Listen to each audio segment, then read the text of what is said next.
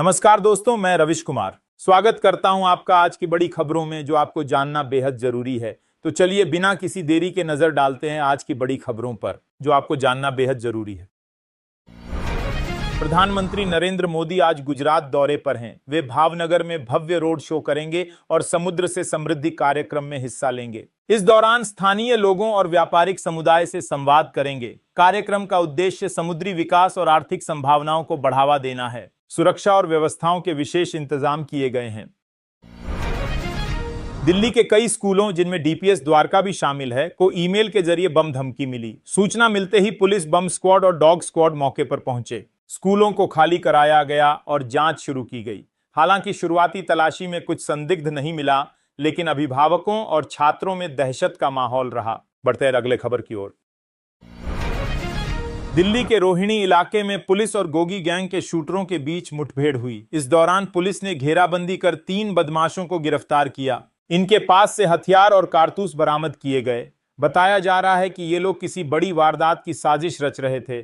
फिलहाल पुलिस इनसे पूछताछ कर रही है। बढ़ते हैं अगले खबर की ओर।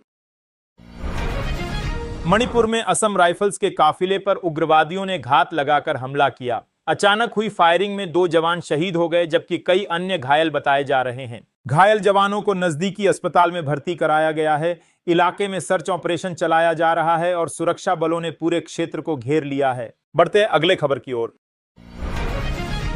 झारखंड के चाईबासा में कुड़मी समाज ने अपनी मांगों को लेकर आज ट्रेनों को रोकने का ऐलान किया है। आंदोलन को देखते हुए रेलवे ने अलर्ट जारी किया और सुरक्षा बढ़ा दी गई है। कई रूटों पर ट्रेनों की आवाजाही प्रभावित हो सकती है। प्रशासन ने स्थिति संभालने के लिए अतिरिक्त पुलिस बल तैनात किया है। बढ़ते हैं अगले खबर की ओर। मध्य प्रदेश के छिंदवाड़ा में बड़ा सड़क हादसा हुआ, जहां कार और ट्रक की टक्कर में 4 साधुओं की मौत हो गई। हादसा इतना भीषण था कि गाड़ी बुरी तरह क्षतिग्रस्त हो गई। सूचना मिलते ही पुलिस मौके पर पहुंची और शवों को पोस्टमार्टम के लिए भेजा। घटना से इलाके में शोक का माहौल है। बढ़ते हैं अगले खबर की ओर। अमेरिका के पूर्व राष्ट्रपति डोनाल्ड ट्रंप ने नया ट्रंप गोल्ड कार्ड लॉन्च किया है, जिसकी कीमत $8 मिलियन रखी गई है। बताया जा रहा है कि यह कार्ड उनके समर्थकों और निवेशकों को आकर्षित करने के लिए पेश किया गया है। कार्ड धारकों को खास सुविधाएं और ट्रंप से जुड़ी प्रीमियम सेवाएं देने का दावा किया जा रहा है। बढ़ते हैं अगले खबर की ओर।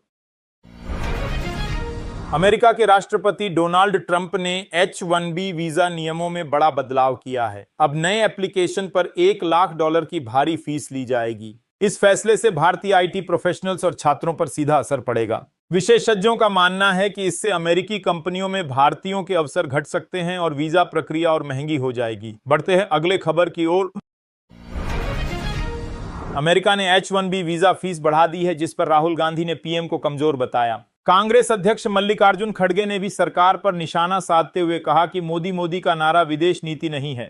दोनों नेताओं का कहना है कि इस फैसले से हर भारतीय दुखी और प्रभावित है। बढ़ते हैं अगले खबर की ओर।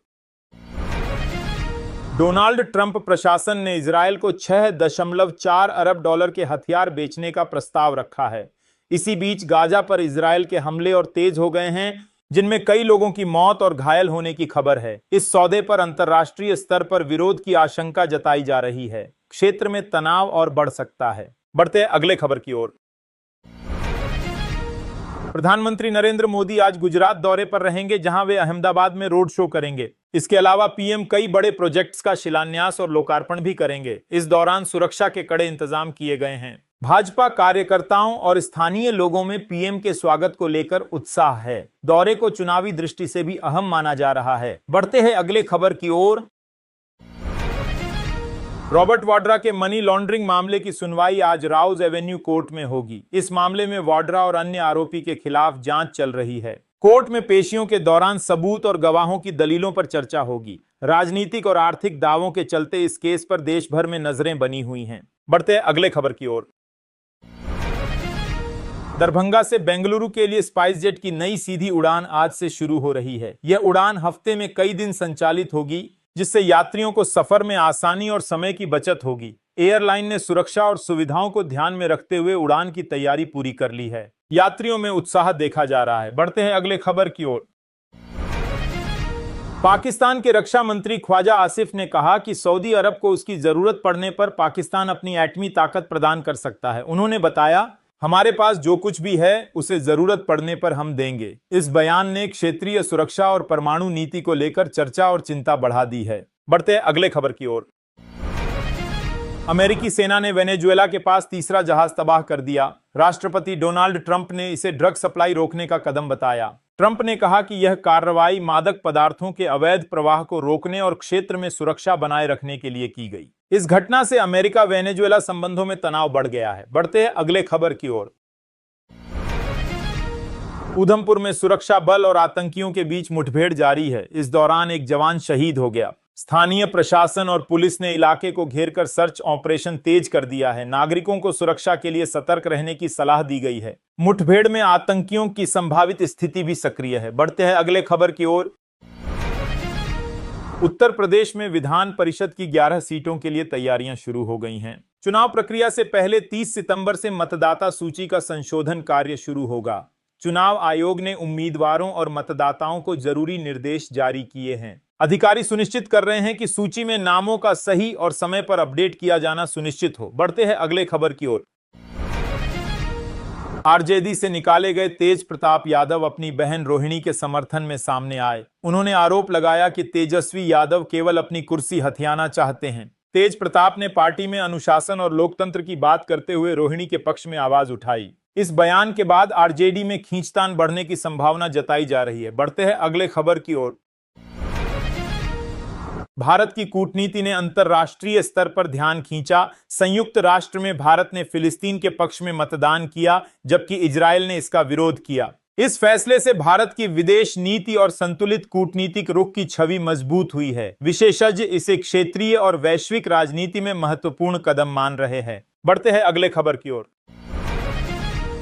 पाकिस्तान के रक्षा मंत्री ख्वाजा आसिफ ने कहा कि अगर भारत और पाकिस्तान के बीच युद्ध होता है तो सऊदी अरब अपनी परमाणु ताकत पाकिस्तान को देगा। उन्होंने स्पष्ट किया कि पाकिस्तान के पास जो भी है वह मदद के लिए उपलब्ध रहेगा। इस बयान ने क्षेत्रीय सुरक्षा और भारत पाक संबंधों पर नई चर्चा को जन्म दिया। बढ़ते हैं अगले खबर की ओर।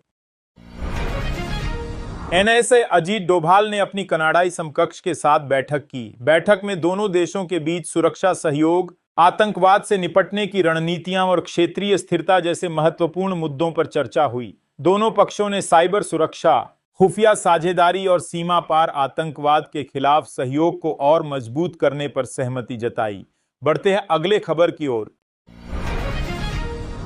मंत्री हर्षवर्धन चौहान ने कहा कि अब उद्योगों को धारा 118 के तहत बार बार मंजूरी लेने की जरूरत नहीं होगी। इसका उद्देश्य व्यावसायिक प्रक्रियाओं को सरल बनाना और निवेश को बढ़ावा देना है। उन्होंने आश्वासन दिया कि इससे उद्योगों का समय और संसाधन बचेंगे, साथ ही आर्थिक गतिविधियों में तेजी आएगी। बढ़ते हैं अगले खबर की ओर। बिहार विधानसभा चुनाव में सीट बंटवारे को लेकर बीजेपी और आरजेडी गठबंधन में तकरार बढ़ गई है। दोनों पक्ष अपनी अपनी दावेदारी पर अड़े हुए हैं। इससे गठबंधन की रणनीति पर असर पड़ने की संभावना है। राजनीतिक विश्लेषक मानते हैं कि समय रहते समझौता नहीं हुआ तो चुनावी समीकरण बदल सकते हैं। बढ़ते हैं अगले खबर की ओर। 2025 बिहार चुनाव में सीट शेयरिंग में जेडीयू को बड़े भाई की भूमिका दी जाएगी, जबकि बीजेपी पर चिराग पासवान की जिम्मेदारी रहेगी। इसका उद्देश्य गठबंधन के भीतर संतुलन बनाना और चुनावी रणनीति को मजबूत करना है। पार्टी नेताओं का कहना है कि इससे चुनावी समीकरणों में स्पष्टता आएगी और संसाधनों का सही उपयोग होगा। बढ़ते हैं अगले खबर की ओर। महागठबंधन में सीटों के बंटवारे को लेकर घमासान मचा है। नेताओं का कहना है कि कांग्रेस को पिछले नतीजों से सबक लेना चाहिए। दोनों पक्ष अपनी अपनी दावेदारी पर अड़े हुए हैं, जिससे गठबंधन की रणनीति प्रभावित हो रही है। विश्लेषक मानते हैं कि समय रहते समझौता न हुआ तो चुनावी समीकरण बदल सकते हैं। बढ़ते हैं अगले खबर की ओर। विकास कार्यों में धांधली के मामले में डीएम निधि गुप्ता वत्स ने कड़ी कार्रवाई की। उन्होंने तत्कालीन 29 ग्राम प्रधानों और सचिवों को अनियमितताओं के लिए वसूली नोटिस जारी किया। अधिकारियों ने कहा कि भ्रष्टाचार और गड़बड़ी के मामलों में दोषियों से राशि वसूल कर विकास कार्यों में पारदर्शिता सुनिश्चित की जाएगी। बढ़ते हैं अगले खबर की ओर। अमेरिका में तकनीकी गड़बड़ी के कारण उड़ानों पर ब्रेक लग गया। सैकड़ों फ्लाइट्स लेट हुई और हजारों यात्री एयरपोर्ट पर फंस गए। एयरलाइनों ने यात्रियों को अस्थायी इंतजाम और रिफंड की जानकारी दी। विशेषज्ञों के अनुसार सिस्टम फेलियर से नेशनल एयर ट्रैफिक में बड़े व्यवधान की स्थिति बनी। बढ़ते हैं अगले खबर की ओर।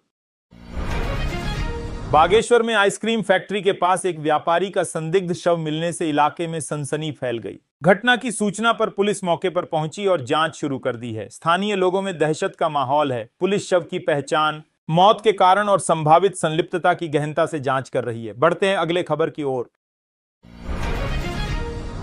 हाईकोर्ट ने एक मामले की सुनवाई के दौरान मुस्लिम पुरुष पर सख्त टिप्पणी की। कोर्ट ने कहा कि अगर परिवार का खर्च उठाने की क्षमता नहीं है तो कई शादियां क्यों करते हो। अदालत ने स्पष्ट किया कि आर्थिक जिम्मेदारी न निभाना परिवार के अधिकारों का हनन है। यह टिप्पणी सोशल व सामाजिक चर्चा का विषय बनी।